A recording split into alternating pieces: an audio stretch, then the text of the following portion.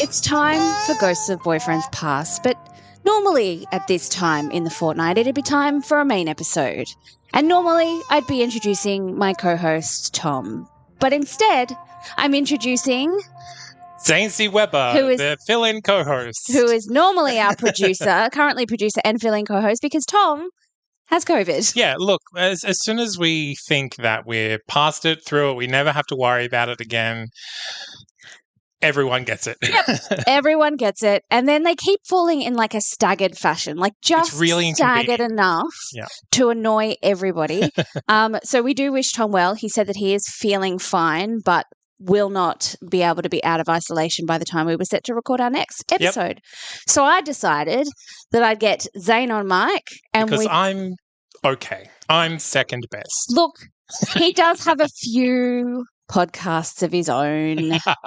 He's got a bit of experience look, he's been on more podcasts than I listen to, I'm pretty sure.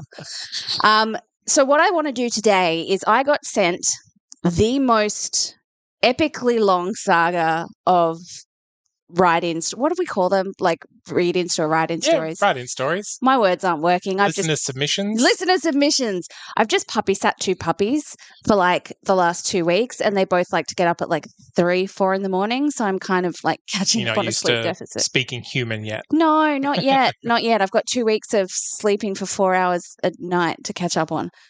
I'm dying. Okay, so Zane is here to provide the oh my gods and to hit the button should we wish. Oh, I will prepare the button. Prepare the button. Okay, so this was emailed into me by a listener and it starts with, okay, here's the story of the fuckery of 2016. Okay, so we're going back a few years. Yes. Oh, 2016 was a bad year. 2016... we previously thought that 2016 was like the year that kicked our asses. It was the worst year. We wanted to kill 2016. And then 2020 came along and we were very sorry about all the horrible things we said about 2016. Yeah. Okay. All right. Embrace 2016. Okay. So let's call him Ryan. You can call me Penny for all intents and purposes. Ryan and I were friends from about 18-ish. To set the scene, when we met, we lived in my hometown, but he was from a different city about 4 hours away. When we were younger, it was purely platonic and very much based on the party days of our youth, like drinking buddies. So fast forward about 5 to 6 years, and I lived in his hometown and he still remained in mine. So I guess we kind of swapped. And once I'd moved away over those years, I never really saw or spoke to him in that time. It was sort of a friendship of convenience then, let's say. Very little interest in each other's actual lives that didn't involve cheap wine, overly packed nightclubs, and playing apple-bottom jeans. Okay, so just going out, getting drunk, no hanky-panky. No, and just like mates when it suited them. Yeah. So lo and behold, the birth of Tinder came about in the teens of the 2000s, and at about 2015 I decided reluctantly to give it a go. And apparently so did Ryan. So naturally, when my former drinking buddy popped up, it was an easy swipe to say hello. Fast forward and we decided to catch up. Okay. Catch up is in inverted commas. I'm curious now. I haven't been on apps for a very long time. Mm. If you see someone that you know on an app, is it etiquette just to go like, swipe right, hello, I know you're here, we don't have to do anything, or is it only if you are interested in maybe I have always followed the etiquette of only swipe if you're interested, because then if you match and somebody has this long unrequited thing and you're like, haha, hello, just saying hello, bye, unmatched, like it's rude. That's what I thought. So, okay. But I also haven't been on the apps in a while. So could somebody who is on the app What is the etiquette on swiping on friends? Do you just swipe on someone that you know to be like, haha, hey, buddy? Or do you use it as the opportunity to be like, hey, and that's the thing, because I remember when I was on the apps way back in the day, I was matched with, it wasn't Tinder, it was something else. and it was straight guys that I was in a theatre production with, just on the gay side of whatever app it was, to see what it was like. And I was like, that's weird. And it's even weirder that you matched with me. Yeah. Well, so then they address this, saying it's a very awkward situation where you meet a former friend on a dating app. So upon meeting, you're a little bit like, is this a reunion? Is this a date? Safe to say when seeing him, it was very much a reunion. Zero feelings. That was that. Okay. Easy. Now it starts getting a bit blurry because it was 6+ years ago and I have major mum brain nowadays. Okay. That's okay. We forgive you. I've got puppy brain. I'm pretty sure they're the same thing, right? It's your story. We're taking your side. So I'm pretty sure a year later we bumped into each other again on Tinder. This time the conversation had a bit of a flirty undertone, and I invited him to come and drink with myself and my housemates when he was visiting his hometown, where I was currently living. Mm-hmm. He lived quite a while away from the city, so I offered to pick him up and for him to stay on our couch because I'm a good friend like that. But I think we both knew at that point that I meant my bed. Ha. Right. Yes. So when you said got a little bit flirty, like it was... It's clear there's intent at this point. All right. So, where am I? Blah, blah, blah. This time, with the help of some cheap cider, it was definitely a bit more than our previous brother from another mother relationship. Alas, this was the start of the fuckery. Literally? I don't know. Okay. Yes, it sounds like it. So we get a head of steam up and head out in the pre-COVID-19 overpacked sweaty clubs to further worsen our impending hangover. High hell. Yes. I fucking hated clubs back in the day. I was the I still do. If you can give me a beer garden where I can sit down and drink and talk with someone and occasionally dance and sing bad karaoke, fine. Yeah. If you mush me up against someone else's body, like even pre-COVID, no thank you. Horror. Yeah, awful. So there's a bit of sitting too close in the taxi, laughing at mediocre jokes, innocent touching, and then a bit of absolute MIA on his behalf. I couldn't for the life of me figure out where he went. My friend and I were about to leave, so we called him and he said, I bumped into a friend, so I'll see you tomorrow as my stuff is at your house. Roger that. I clearly misread those signals. Interesting. Mm-hmm. That's okay. Red flag. Mm-hmm. Big red flag. Even for a friend, red flag. Yeah. 7 a.m., I open my regretful, hungover eyes to a phone call from Ryan. Hey, sorry, there's definitely an R there, so I've got to do the voice. Yep. Hey, do you think that you could pick me up just around the corner-ish? I've been in a car crash. Okay. Yeah. Mm-hmm. Yep. So naturally, when someone tells you they've been in a car crash, I leapt out of bed to the scene of the crime, and I find him and a half-dressed girl sitting on the side of the road with the bonnet of the car folded in half. Oof. Yeah. He grabs his shoes and beelines for my passenger door. So, in conclusion, he booty called another girl last night, and she was dropping him to my house, and then she crashed her car, literally called another girl, me, to collect him and just leaves her to fend for herself in her time of need in the middle of the road. Red flag. Yes.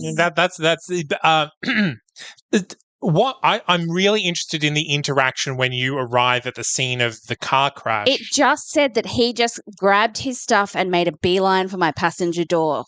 Okay. So it doesn't even sound like there was a goodbye. It was this is get up and go sitch.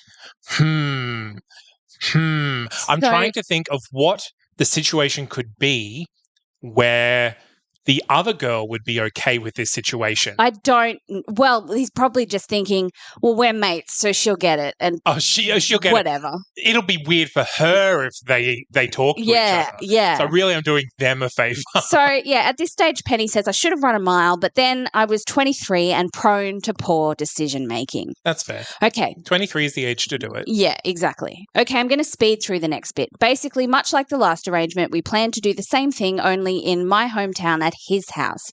This time, the awkward friends barrier was broken and we ended up, well, you get it. Long time coming, no pun intended. But appreciated. By some of us. Zane hates puns. I'm actually interested in the euphemism of long time coming. Does that mean that the actual orgasm itself is extra long? No, I feel like it was just a long time leading up to them finally banging. All right. That's what I reckon. As long as she's happy with this decision, no shade at the moment. Well, let's continue, shall we? So over the next, say, 5 months, it was 24/7 texting, and when each of us were in the opposing towns, we would go and stay and have lots of adult cuddles to the point where I think that we were just making up reasons to go see mum at home just to go see each other. The standard start to any romance story, really. Now, after a few months of avoiding talking feelings, I was on a plane home, and just before we took off, I decided to send a message.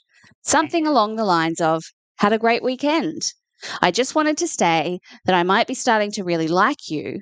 It could be feelings, or it might be just hay fever or something. I'm not sure. So I just wanted to put that out there. Send, aeroplane mode, hour of sitting in absolute anxiety, land, aeroplane mode off, wait for it, nothing, die. Okay. I will say, while I'm still on our listeners' side here, they did that to themselves. Oh, yeah. You don't put something out there. And I know that it seems tempting to put the message out there when someone can't get back to you, so you can sit there for an hour and justify it could still be there. It's like Schrodinger's text message. Yeah. Like it's both there and not there until your phone comes off airplane mode. Yeah. But also leaving it until like after you're leaving to say that. Yeah. That's also rough. That's rough on any relationship, even if it's good. I know that it seems hard to put your big person pants on and say it to the person's face because holy hell, that's really hard. But you can judge their reaction from the split second you say the words. Yeah. So even though you feel like you're doing the hard thing, you're taking the easy way out because you know instantly there's none of this uncertainty bullshit. No stress. You know. People aren't that good at face acting, not even actors, I'm telling you. So the next day, in brackets, asshole, I get a message saying, hey, sorry I didn't reply yesterday. I was just thinking about what to say. He knows exactly what he wants to say. Yes, exactly. Don't beat around the bush. Yeah. You know what you want to say. Yeah. Even if it is like, hey, I wasn't ready for that. Yeah. Obviously, I do have some sort of feelings for you as well, but I just don't think I want to explore anything further. Just not what I'm looking for at the moment. Best of luck, Ryan. I mean, we don't have to push the button because he's pushed that button. Look, our listener has just written ... die. Best of luck. Best of luck. At what? At what, life. Ryan? At life. He's like, oh, yeah, I hope I wish you well. Good. Warm regards. You know, this 5 months of sex wishes. And friends has been pretty good, but, like, I don't think we need to know each other anymore. Yeah. We're not done. It was at this moment that I realized it was not, in fact, hay fever because my little heart was quite bruised and I was genuinely pretty rattled. Oh, I get it. I get it. Because especially if you haven't admitted to yourself fully that, like, you have got a lot of hopes and dreams wrapped up in this possibility. Yes, yeah. Absolutely. So a few weeks or months passed, I can't actually remember, and who pops up on my phone with a, hey, how are you doing, kiss? I mean, it tracks, but it sucks. Oh, yes. So do I choose to maturely ignore this and save myself from further fuckery? Absolutely not. Maturely ignoring it is, I guess that is one way to do it. I don't think even I would be mature in inverted commas enough to ignore it. No, I'd either serve them one. Yeah. Would I maturely serve them some? It was like, hey, what's up? Kiss? Yeah. So back to 24/7 texting, and soon enough we were planning to hang out when he was visiting his hometown again. He'd started drinking with his friends one night and texted saying, come see me at some city bar. So I drink my medium priced wine, in brackets, I'm older and bougier by this point. No cheap cider for me. And with my friend proceed to head out.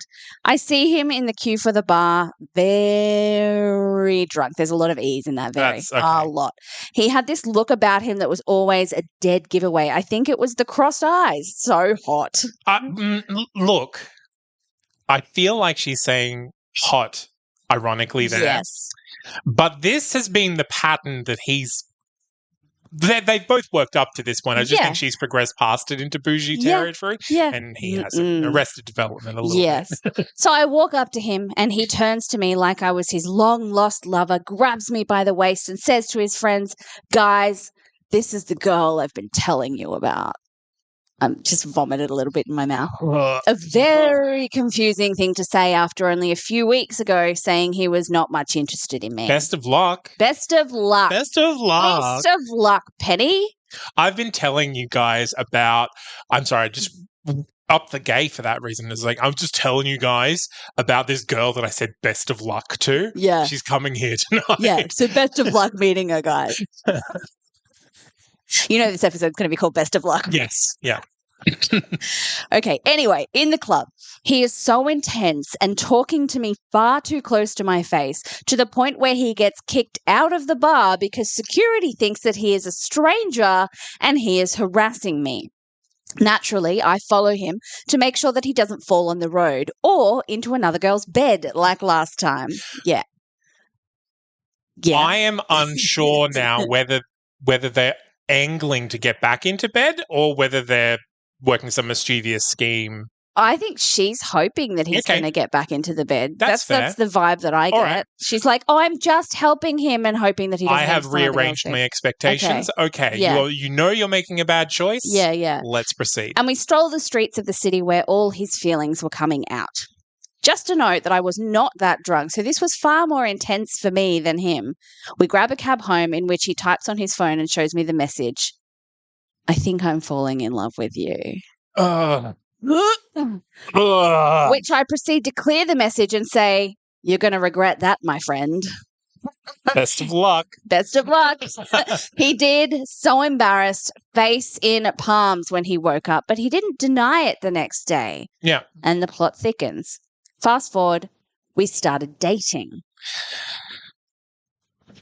Okay, that's a big choice. Yeah. It's a big choice. I guess I understand. That's an early 20s-year-old's choice. And it's only been a few weeks. And when you've got all those little hopes and dreams in your little heart and someone's like, I think I'm falling in love with you, you're like, oh my God, heart eyes. Yeah. Yeah. Okay. Yeah. All right. Uncle Zane's concerned, yes. But let's see where this goes. Auntie Liz is judging.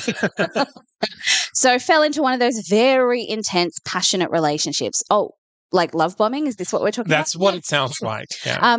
You know, the ones obsessed with each other, like gross. My heart would genuinely break every time I would have to go home. Fun fact, he made me take his own personalized, what the fuck? I haven't read this far yet. Fun fact, he made me take his own personalized questionnaire about myself that he makes his girlfriends take at the start of the relationship about my biggest insecurities, goals, plans, blah, blah, blah, and then saves it on his computer whilst deleting the previous girlfriend's notes. There was only one other who had taken it. Sheesh, what an honor it was to now have my very own folder. Done! Immediately. My God. Me. For 1 second, play devil's advocate. I love some good data. Well, but putting insecurities first is a big red flag. So, like, the data should be offered. Yeah, absolutely. Not asked for it should be, in that way. Because I will say, when I started dating my current partner, we watched, it was a show in New York, two girls, they're basically gross, but they sat down, one of them sat down and did like okay, we've been in a relationship for another year. Here's our contracts. Let's negotiate what is going on. And he said, oh, that would be real fun to do. So I did that with him. And that was really good because you get to ask questions like, what do you think your love language is? Which is really good because it's communicating. But when someone springs that on you and puts what are your biggest insecurities on there, like even asking that question. Yeah. Like, for example, and I think I've said this on the podcast before, I previously dated somebody who was non-neurotypical. And thought, okay, well, I'm going to communicate my needs, and I gave them a big list of things. Here are things I like. Here are scents I like. Here is the size of clothing that I wear. Here are the size of shoes I wear. Here are things I don't like, to help them choose a present for me, because it's very difficult, and I didn't want to also, but that's data offered up by me, and I didn't go, by the way, I'm really scared of being abandoned. Yeah, it's like, look, first question, how can I manipulate you? Yeah. Second question, how far can I manipulate you before you'll twig? Yeah, exactly. Like that's what may as well have been written on that piece of paper. Yep. So, still going. 8 months later or more, he's working his seasonal shifts throughout the night. His work brought over a bunch of people from overseas to do the busy season. So he starts talking about all his new friends that he's made and how there's just a few girls that have been making the rounds around all the boys. Not him, though. Not him. He's in a very loving, committed relationship. So during this time when I would stay, he would be awake all night and sleep all day. Not so great when your boyfriend is nocturnal and you are not. Commonly, I would wake up to him laughing at his work group text. Now, there's no quotation marks around this, but my brain is automatically putting work group text. Yeah. Yes. Or the work in inverted commas. Yeah. Not unusual. A few months when I passed when I realized that he had narrowed down his midnight conversations to just one person. Let's call her. Her. I'm so surprised. I know. Kelsey, please. Let's call her Emma. For context, Emma was one of the girls who was actually sleeping her way through the team. Okay. Not slut-shaming, if that's what you want to do and everybody's consenting. If you're a seasonal worker, you're on holiday, why not? Have some fun while you're on holiday. We actually, this is good. Not good, but we actually had a tiff over her because he would refer to her as the slut, and I said that she's her own woman and can sleep with whomever she wants, and she definitely doesn't deserve to be a slut for it. Thank you, absolutely. Penny. That is exactly the point that I wanted to make. Yeah. So texting seemed to be quite frequent. Now we were getting to the point where his phone is being placed face down. That was one of the first signals that I had when one of my exes was cheating, was that instead of the phone being left on the table, it was either face down or always immediately put back in the pocket. Maybe I need to apologize to everyone I've ever dated because phone face down is just because I get distracted by it. I do phone face down too, but I've consistently done it. It hasn't changed from being face up to face down. Because that's the thing, like I was only now that I have even a passcode because I just have my messages come up. Anyone can read my phone. Yeah, I changed that when I dated people I didn't trust. So my spidey senses are prickling at this point, and rightly so, might I add. So I remember waking up in the night and once saying, "Hey, babe, would you mind not texting other girls while I'm literally sleeping right next to you?" To which he laughed and gave me a cuddle and said, "Oh, babe, don't be jealous. There's nothing to worry about. She's a slut." Such calming words to tell your girlfriend. I don't understand the intent behind those words. Like, "Oh, don't worry about her. She sleeps with anyone." I'm like, what? Yeah, I think he thinks that by degrading this woman, the girlfriend will think he's not into her. Right. That's the only justification I have for it, which is the worst.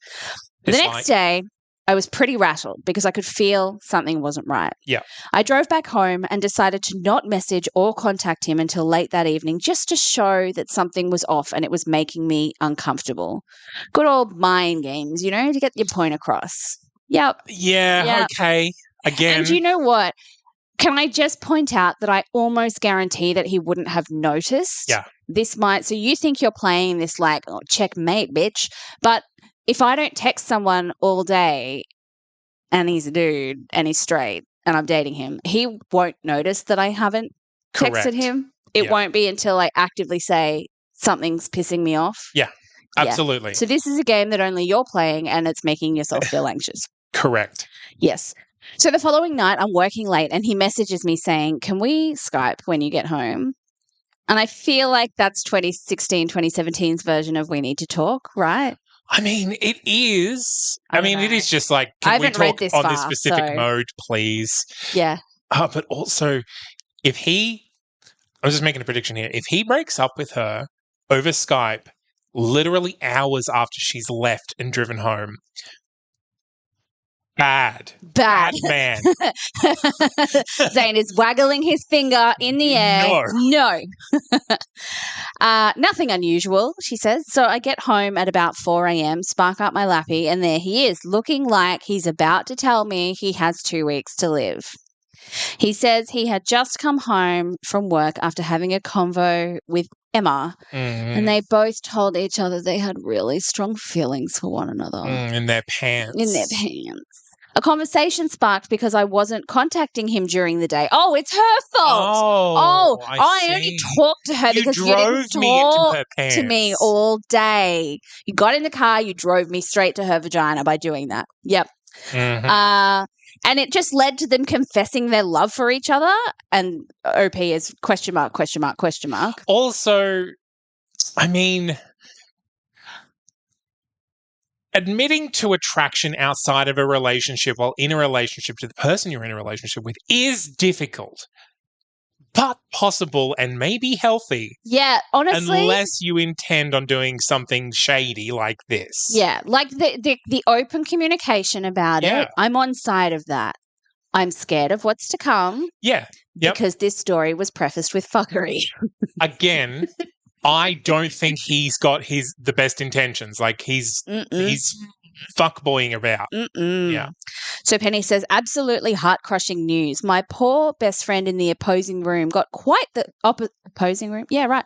Got quite the wake-up call when a blubbing girl comes crawling into her room at 5 a.m., reliving the devastation which was the impending doom of her relationship.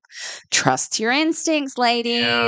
And I'd like to say trust your instincts, everybody, because, like, yes, I sometimes think that females have a special ability to pick up on shit. Like, we just know. But everyone, if you get a really bad or a really significant gut feeling, trust it. I think women have the reputation of doing it because women don't deny their emotions as much as men do. That's true. And so they like, oh, I feel something is wrong. I don't know what it is, but I'm feeling something. Whereas men are just like, I feel nothing. Yeah. It's not anger, so I don't feel it. So he then texts me the next day saying that he's quit his job and he's moving home to be with me and get away from Emma, evil Emma. I think my very sore heart felt a little bit of relief that he had chosen to be with me. We planned a very expensive getaway to try and get things back on track. He gave me his card number, said, you choose someone nice, and this was blood money that I was very willing to take. Interesting. In your experience, holidays good or bad for struggling relationships? I'm a very bad person to ask about this because the only time that I've ever dumped someone was right after they booked a trip to come to New York with me to prove that they were in love with me. Okay. Yeah. I see the decision there. See, for me, it solidified that I was like, oh God, what have I done? No. Right. And that's kind of where I was going because I think like a trip is going to be either make or break. And if you don't want to figure out if you're going to make or break it, maybe don't go on a trip. Maybe communicate a bit more. What a miserable trip that would be. Cool. Oh. 2 weeks later, I get the call. I can't do this. I'm going to be with Emma. And that was it. Like, literally, I never saw him again. He would occasionally drunkenly message me saying, I miss you and I hate myself for that. Wait. Does he hate himself for what he did or does he hate himself for missing her? Oh, I reckon the second. He doesn't hate himself for what he did. Okay. Come on. Only for that to be retracted in the morning when he woke up and realized he probably shouldn't text any other girls when he has a girlfriend. Also, I think this guy might have a little bit of a substance abuse problem. Yeah, like there's something going on. If you're only capable of sharing feelings when you are wasted. Yeah.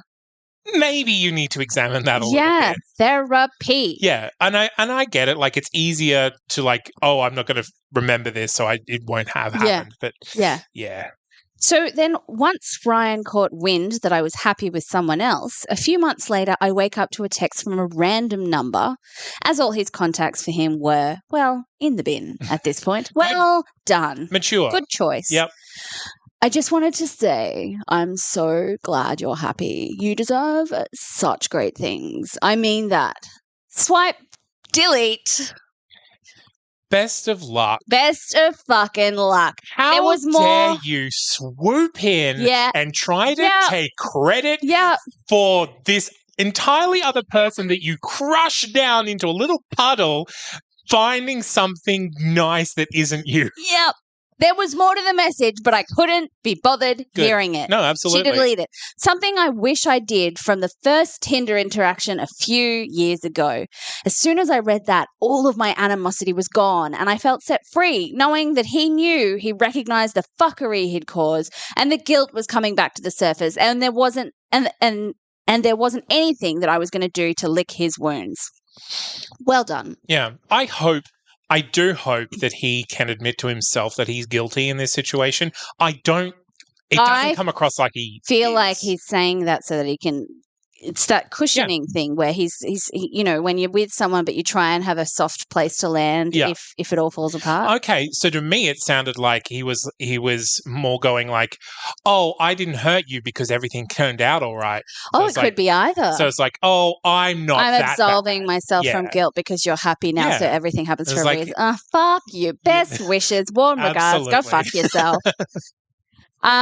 My biggest regret, however, is that I never got my chance to just let my inner anger out. That's a common regret. It's a common regret. I was weirdly really understanding of the situation, but I wish I gave him a bit of a verbal bruising about how shit his behavior had been and how much mental damage he'd caused me. As far as I know, they're still together, which after many years of hatred, I realized he actually did make the right decision. Unfortunately, you shouldn't stay with someone if you think you may have found your penguin in someone else. You should, however, not be a fucker and have respect for your current partner at the time. There are difficult but totally appropriate ways to go about doing what he ended up doing, and he ignored all of them. I was like, that's the thing. Like, you need to actually analyze what you're actually feeling. Yeah. Maybe, rather than just what you want to feel. On that note, I also went on to find my very own little penguin, and we have a very cute little baby boy now. Aww. His name is Ryan. JK. Thank you. I just had that moment of like, oh no, I've misinterpreted this whole thing. But seriously, he's cute AF, and I'm not just being biased. The kid looks like a Cabbage Patch Kid. Adorable. Side note, all of the holidays and excursions were booked under my name and refunded into my account. And yes, I kept the money. And no, I don't feel the slightest bit bad. I considered it my leaving gift. Always trust your instincts. Yeah, absolutely. So that was the most saga-y of saga minisode listener submission stories. Bloody loved it. Yeah. Can I just say, Penny, amazing writing. You do not have to be an incredible novelist like Penny to write in. But that was incredibly well written. I didn't edit or change a single bit of that. That Wonderful. Was exactly as it was written. So I know it's a mini-sode, but it felt like a maxi-sode. We're over 30 minutes. Yeah. So do we want to go through lessons learned and treat it as if it is a maxi-sode, but I just read it out? Absolutely. I think this story is a great way, a great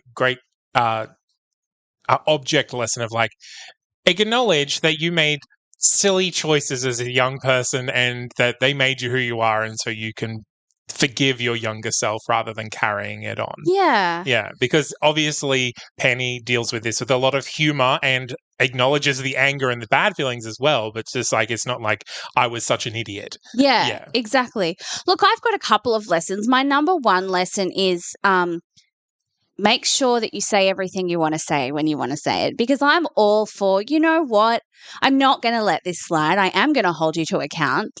And some people tell me that I'm petty and shitty about that, but I think that people deserve to know how they made me feel. I definitely think if calling people out on their own bullshit is something that I think is becoming more socially normalized, and I think it's a great way to start a conversation. I think, but if there's already been a cutoff point, don't wade back into that water. Don't bring it back up on yourself. But if you're in the middle of the situation and you're trying to tamp down the anger because you want to appear like a reasonable person, fuck that.